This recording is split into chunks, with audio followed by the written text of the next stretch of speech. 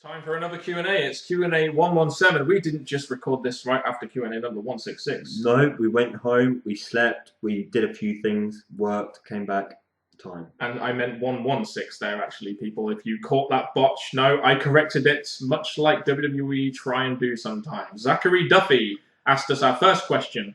Should Kane have won more WWE/World titles? Well, how many did he win? 2? 3? He's really not had that many, and to be honest, there was times in his past where he could have won, especially as the Monster Kane, to be more of a threat. So I'd say yes in some aspects. I mean, Kane's character, I don't think was a character that needed to win too many world titles. The character was quite strong, and you can involve him in good storyline feuds rather than title feuds. But for a guy that's been with the company for so long and done some good work for WWE, maybe he could have had a couple more WWE world titles, but he was around in the time of the Undertakers, the Austins, the Triple H's, the Brock Lesnar's. So he was never really going to win that many titles in the Attitude Era. The Awesome Viper 321. Which of these people do you think will go into the Hall of Fame? Undertaker, John Cena, Randy Orton, Kane, Mark Henry, Rey Mysterio, all of them. They'll all go into the Hall of Fame at some point, won't they? The one that, out of all of them, the one that sounds a bit lower, but he will still make it is Mark Henry. Because all the others, they're real big names. Mark Henry only recently has become the main event of the big guy. Yeah, but he is still a veteran. He'll still make it, yeah. He will still definitely make it, especially being the world's strongest man kind of thing. That will help him. Can you see Roman Reigns becoming the next face of the company? Well, it's hard to say. Because, I mean, Roman Reigns does have that WWE look that Vince would probably want to push. He's got the heritage. He is the cousin of The Rock. But next face of the company, really hard to say, really, at this point in time. At the minute, again, it looks like Dean Ambrose is getting the concentration. The other two are getting spotlighted in their own way. But at the minute, yes, it is hard to say. Do you think if the same thing happened, if the same thing of what happened to Chris Benoit happened to John Cena, would WWE erase him from all their history? It would be fucking hard because John Cena is a big part of WWE's history. And if John Cena's character, who's a lovely, jubbly, always happy kind of character, did something like that, yeah, it would shock the world. Would you be happy if John Cena did a Chris Benoit? Or with Voldemort. He killed himself. Exactly. Not I'm very asking nice you a thing- question. not very nice Then thing to say say. no. I know you. I was going to say just say no. If the streak was to end, do you think it would end with the tombstone or another move? That's interesting. I don't think they would end it with his own finisher. I don't think they'd do that. I think, obviously, if that was to happen, when Triple H did it to shock the world, they actually performed the move and all that. I think to rephrase that, the shock value won't be there because it's been done in past WrestleManias. So I'd say it'll be just the own finisher of the wrestler to beat the Undertaker. Yeah, there's not much point in even ending the streak now. You might as well just continue it because basically you couldn't think of a good enough way to do it because it's been such a legacy for so long. So why even bother? Should the Undertaker have one last title run? Nope, because he's barely ever there anymore, and he's a special attraction, so they shouldn't use him in title matches. The only way I don't think it should happen because even if he did win the championship, he won't be there frequently. Where would you class these in the all-time greats in WWE? Undertaker, Cena, Hulk Hogan, Stone Cold, The Rock, Shawn Michaels. Right, Hulk Hogan, star of the 80s, Stone Cold, star of the Attitude Era, The Rock, star of the Attitude Era, Undertaker, one of the best longevity gimmicks they have out there, Shawn Michaels, one of the best pure workers out there, and John Cena, star of the Attitude Era, star of the PG era, I should say. Sorry, maybe. Yeah, they're all big stars in their own way. Out of all of them, I do look at the Undertaker because he's the one who's getting the most respect. You don't hear many complaints about Taker. He's the one that, I'm not saying works the hardest, but he's the one that the WWE seem to, apart from John Cena, rely on in some ways. Which match type did you enjoy watching growing up? For me, it was probably Hell in a Cell. After I saw Mankind and Undertaker, I've always looked forward to Hell in a Cells or street fights. As much as Hell in a Cell stole it for me, it was definitely the hardcore matches back in the Attitude Era because different ways of wrestlers using weapons to creativity in hardcore matches and anything could happen factor. It was just so much happening in a short amount of time. TLCs as well. I love TLC matches. Do you think Undertaker's last match should be a buried alive or casket match? If they're going to end the streak, a good way for Taker to go out would be buried alive or casket. It would. It would be a fitting way for him to go out, wouldn't it? If they did it that way. And we all know pretty much all of the Buried Alive matches haven't really gone in Taker's favour. So if he was going to a Buried Alive match, there is the factor someone's going to screw Taker. I mean, Vince did bury him alive, so there you go. WWE have always had someone with a snake gimmick or nickname, e.g. Jake the Snake Roberts, Rattlesnake, Stone Cold Steve Austin, and the Viper Randy Orton. Who do you think will be next? It's hard to say. Again, I mean, we don't really know what WWE are going to do with gimmicks. I mean, they've still got this. Randy Orton's going to be around for some time, so he'll be there for. Well, unless he smokes again. Unless he smokes again, or whatever he did.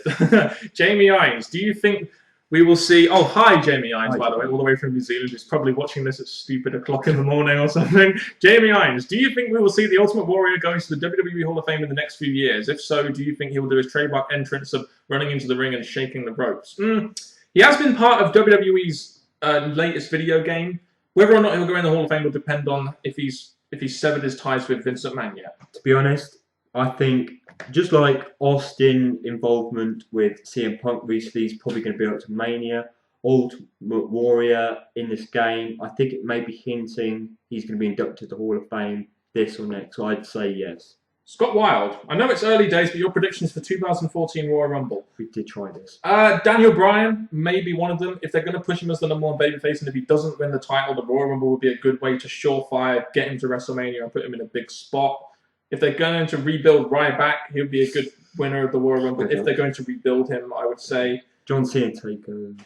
John Cena, I mean, as a Royal Rumble winner, no, not after last year. If anything, then I'm going to throw one more in there for the factor a Shield member, for the factor of someone new, someone different, and by the Rumble, someone could, if they feel ready, take the risk of building them up from Rumble to Mania. Why couldn't Team Road Scholars just have been called the Road Scholars? I don't know. Team Hell No. I don't know. It didn't really make too much sense. Just call them the Road Scholars.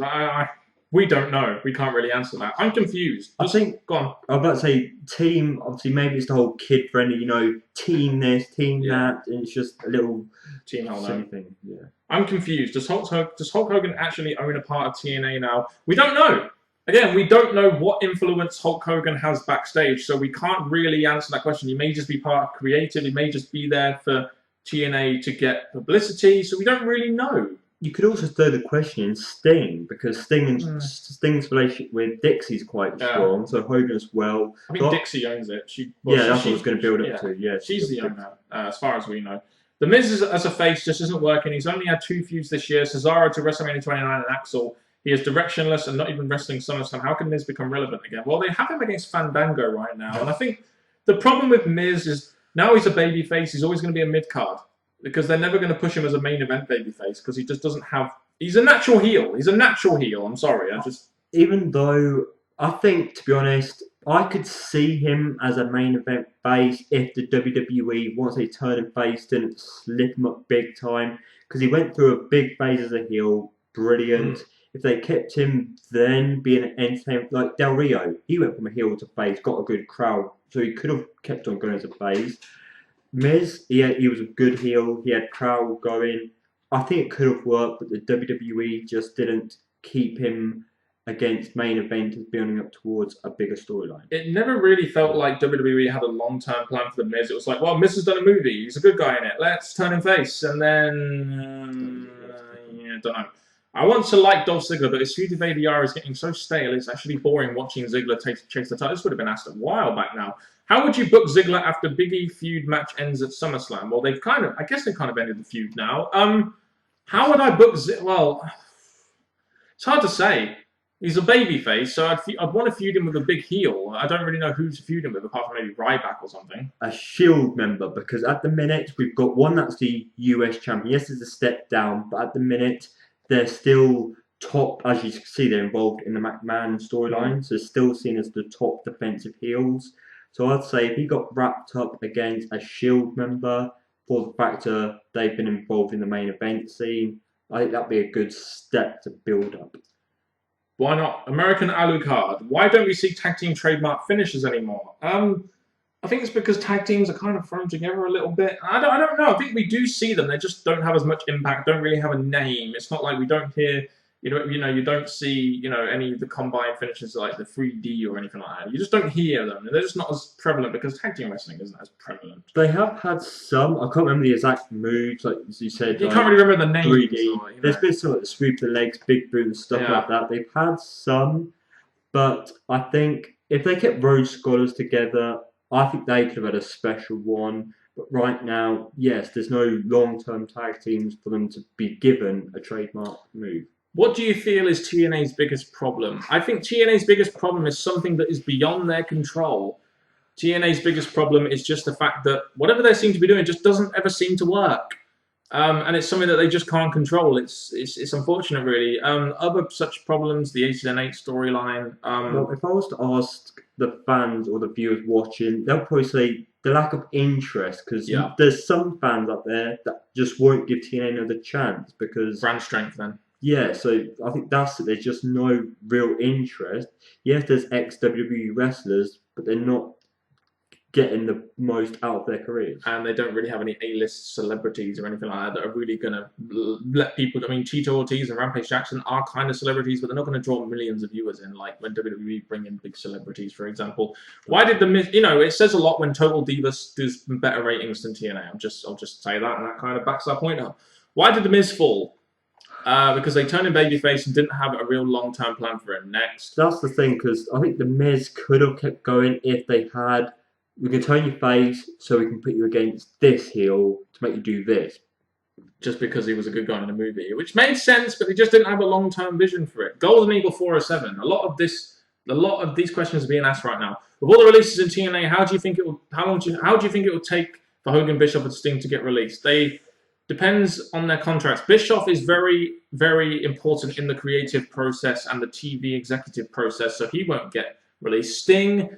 There's always rumors that Sting is going to sign for WWE, and it's called Sting money, people. And as for Hogan, apparently he's not happy with his daughter being released, so there might be, they might not be re-signing a contract. But it all depends on how much TNA value them as a company in comparison to how much they're being paid. Now, some people think that Hulk Hogan isn't really doing all that much for the company, so he shouldn't really be paid all that much, so he shouldn't be re-signing. But Bischoff and Sting may have important roles in the company that people may justify them getting paid quite a lot. Sadly, the way I look at it, there was one point in TNA when we first started, 4 people running the show. Bischoff, you had Sting, Hogan, Dixie, maybe Mick Foley. So I think having all them is a bit of a problem. So I would cancel it down. Sting, I compliment being a GM.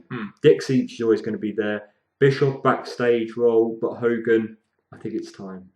Possibly so. The wrestling team. Which wrestler would fare well in the Indies? Sheamus, Zack Ryder, or Swagger? Zack Ryder, because he's small, he can wrestle a technical style, and the internet fans love him. Yeah. Easy.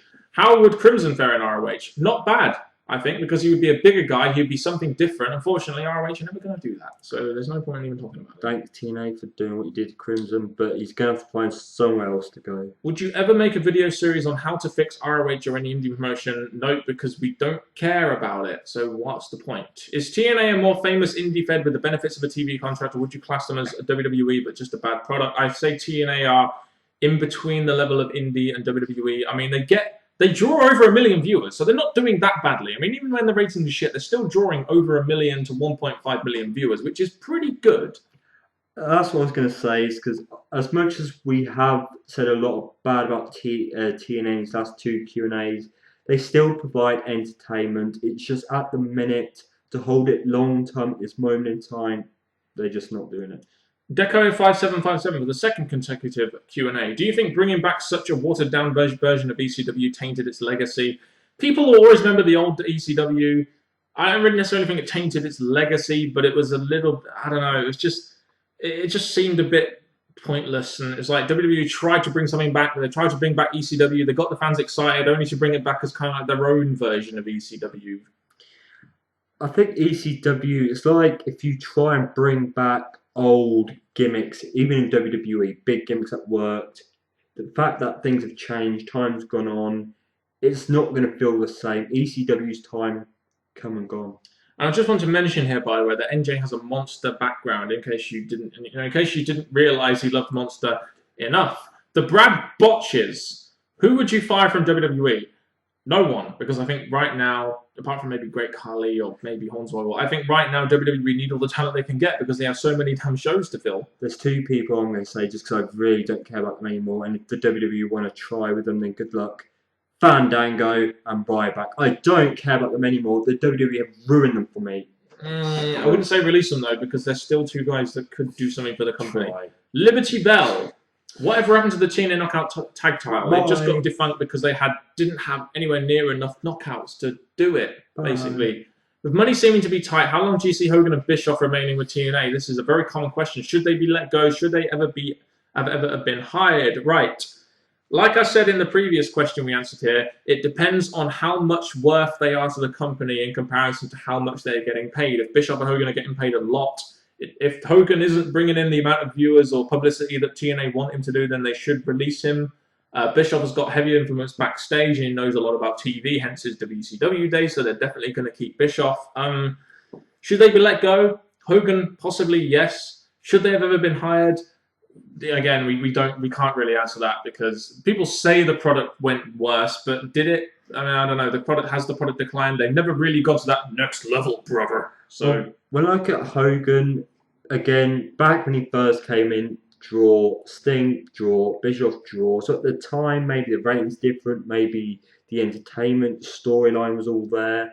But now, people are annoyed by Hogan, the amount of times he appeared on TV. Sting, I would love him as a GM. Bischoff, I've always been a fan, but he's had his big storylines in the company now. How long will ROH survive Vincent Kennedy McMahon's rating of their talent? Unfortunately, with ROH being an indie federation and never growing like they probably should have done when they got a freaking TV deal, unfortunately, Vincent Kennedy McMahon, even at NXT and developmental level, are going to be able to offer more money and more opportunities, etc., to talent. And unfortunately, while WWE where they are, which they're going to be for a long time, while ROH where they are, WWE are always going to be able to raid their talent, even if they have some really good talent. They're just not going to stay in ROH. At the minute, yes, you do hear about ROH wrestlers even leaving, maybe because they know that nothing they do is going to ever be good enough right now. So yes, I think, to be honest, they should just move. TNA Universe in '83. What diva or knockout has the best ass? To be honest, I don't really look at their ass. I'm much more concentrating on their in-ring ability. Yeah, fucking right. I don't really know. Caitlin? To that myself. Do you prefer big asses or small asses? I think to make sure you can see them, that's the distraction. I kind of like a small ass. I'm an ass man. I kind of like a small ass. I don't know. I can't really answer this because I'm trying to picture the knockouts' ass in my head, but I can't really picture it. Even though you got, Velvet who shows it off, I'm going to give it to Tara. Not a bad shout. Tara. I'll go with Tara. Jamie O'Halloran. What is the worst pay-per-view of all time? SummerSlam 2007 or December to Dismember? Capital Punishment was also really bad. Is that bad? Capital Punishment, where we had President Obama making a big appearance. Well, that was a surprise. Not an actor.